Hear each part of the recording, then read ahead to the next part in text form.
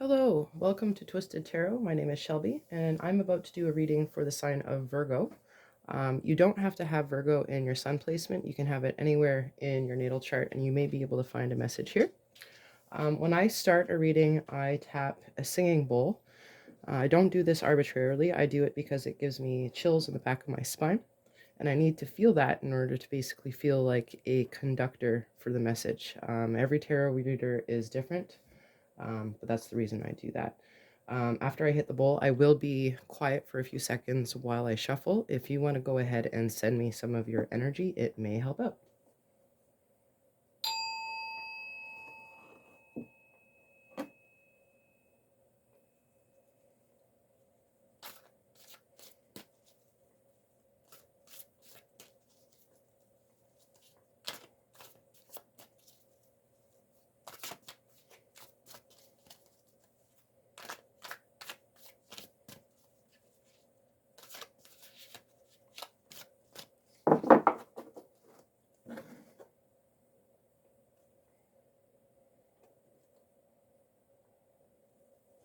So, Virgo,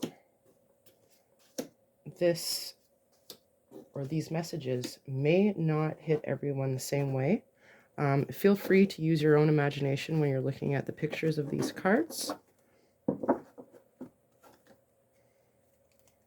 Okay, at the bottom of the deck, we're looking at the main or repeated energy that we'll see throughout the year.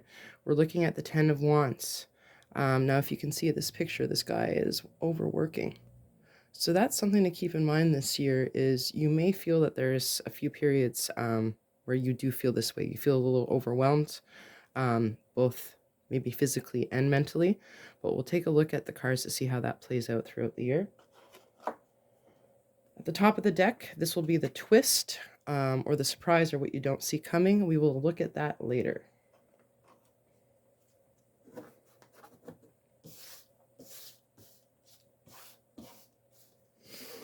Okay, so for winter, January, February, March, we're looking at the 7 of Pentacles. So for the rest of winter, the general energy is basically you're working on something. You are seeing some progress, but not exactly what you expected. And this could have to do with anything. It could be a relationship, it could be a personal project, it could be work, what have you. So for the rest of winter, again, you're looking at, you see progress, but not exactly what you expected. In the spring, so April, May, June, we have the Hermit card. This card essentially means introspection. You are looking within. You are possibly gaining a new perspective. But the main energy is definitely withdrawal. It's not a negative thing, though. It's reflection. You know, whenever we go out and we learn a bunch of new stuff or we have new adventures, we have to have that quiet time to reflect and really apply it to our personality and our lifestyle. So yeah, hermit mode is always, we're in hermit mode right now in the winter in Canada. But it looks like in the spring, there's going to be a continuation of this sort of introspection. Summer, 8 of Wands. Okay, so things are going to speed up in the summer. You might have a lot of communication. There might be some movement. But yeah, this has a lot to do with messages coming in and speed. So this could be something that you see happening over the course of the 3 months during the summer. In the fall, we're looking at Temperance. So during the last 3 months of the year, there's going to be a situation that is going to require your patience and a little bit of creative manipulation on your part. Whenever we want to see results in something, especially when it's important, it does not happen quickly. There's always a little bit of give and take, a little bit of push and pull, and patience. That's what the Temperance card means. So now that we have the seasonal energies out, let's break these down into the 12 months of the year. So 7 of Pentacles for the winter. Why do we have that there? We have 3 cards for the winter for Virgo.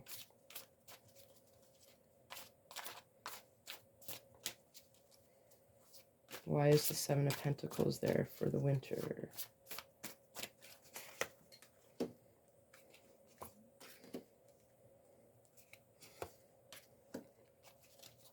Okay, now spring. Why is the Hermit here for the spring for Virgo? Oops.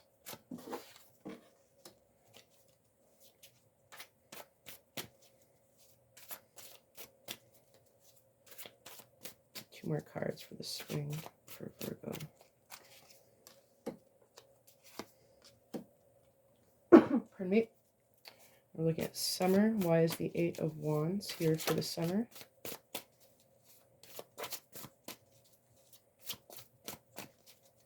For Virgo, Eight of Wands.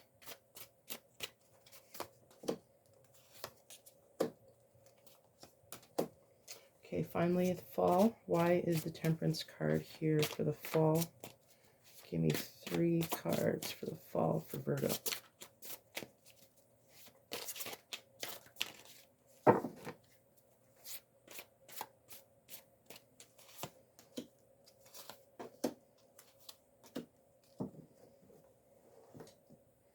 Okay, Virgo.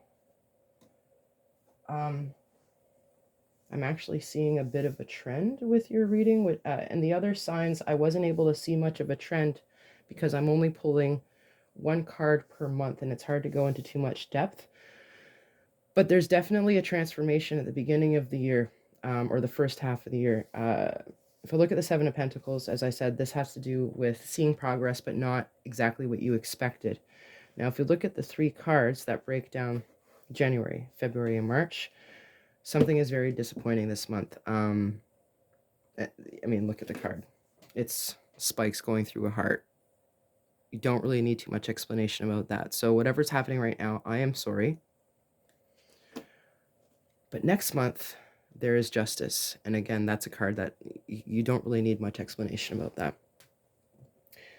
And then the Ace of Wands is a new beginning. It's an aha moment. It's a creative idea. So something that you were probably working on or looking forward to in 2025, you just recently found out it's not going to work out. Scales are balancing, and a new ideal will come. So that's what we're looking at for winter. In the spring, the Hermit card, as I said, that's withdrawal, and that's... I can't make this up. This is really weird how well it connects. So the Death card is a transformation. Something needs to end in order to make room for something new. The Ten of Swords and the Ten of Wands is basically reconfirming this. So whatever this is that will be ending, there's going to be a little bit of residual stuff that you need to get out of your system for the rest of spring, January, February, March, April, May, June.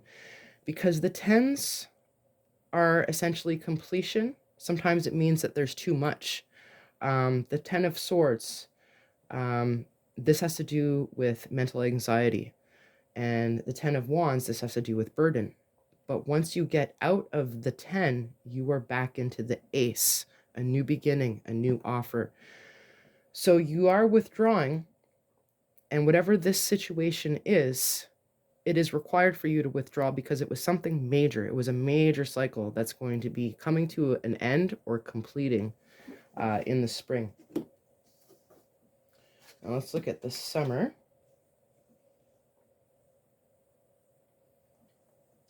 Okay, Eight of Cups, we may have a little bit more residual withdrawal because that's basically what this means, is you're going into yourself. This is a card of healing.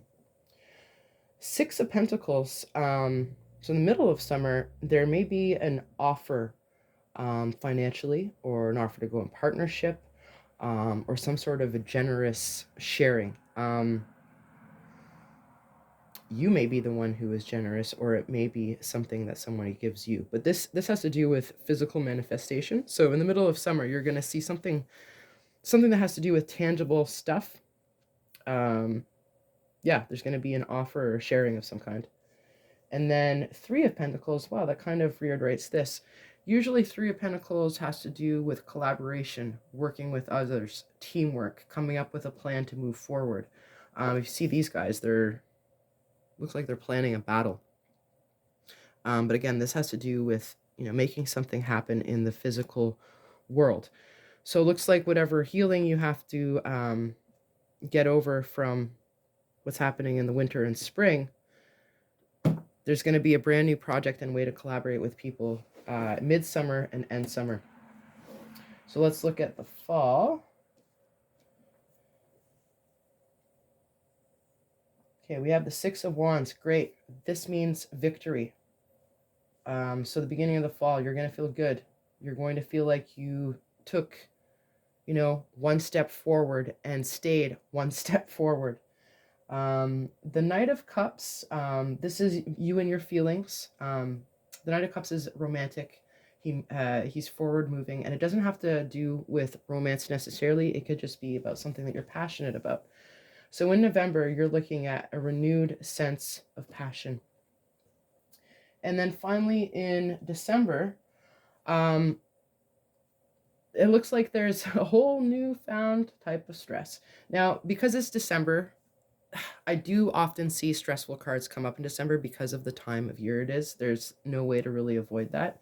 If we look at this card, it's the Eight of Wands. It's the Eight of Swords. She is keeping herself stuck. She has the ability to basically turn those little laser ropes off and walk away. But she believes that she is stuck. So that is something to keep in mind at the end of the year. If you feel burdened, if you feel stuck in any way, you may have something to do with that feeling. And if we bring these three cards back to Temperance, there's going to be victory. You're going to feel emotionally fulfilled, but you're also going to feel burdened. So it's basically reiterating that you need to balance, you need to be patient. So let's see what your twist card is. Now, this could be something opposing the energies that come up for the year, but it could also be confirming what is there. Totally confirming what is there. So the Chariot means forward movement, but it means being able to predict some of the blockages in our road. We need to be able to take breaks when we need to take breaks, and we need to know when to go fast. So I believe this actually confirms your reading here. And if we bring it back to your overall energy of the year, take breaks. You need to take breaks. All right, Virgo, I hope you like this reading. I am going to be referring back to the cards I pulled for each month when I do your monthly readings. So we'll see if these energies are still at play in real time or if there's been an evolution or a change. Please subscribe and like if you got this far. I do appreciate it. Thank you very much.